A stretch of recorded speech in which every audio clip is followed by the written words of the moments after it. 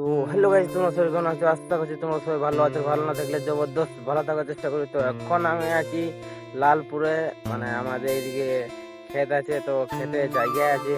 তো আমরা এখন এদিকে ঘুরতে এসেছি। আর ওইদিকে দেখতে পাচ্ছ, ওইগুলো আমার বন্ধুগুলো বটে, মানে আমরা 3 লোক এসেছি এদিকে ঘুরতে।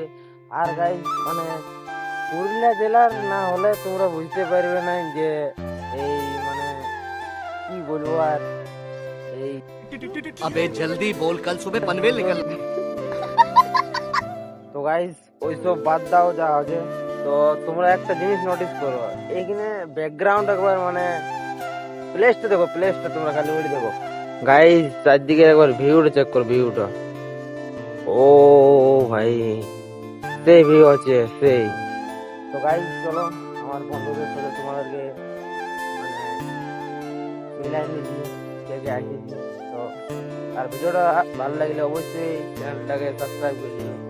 তো এই যে দেখতে পাচ্ছ, এই দুটো আমার সং মোডে।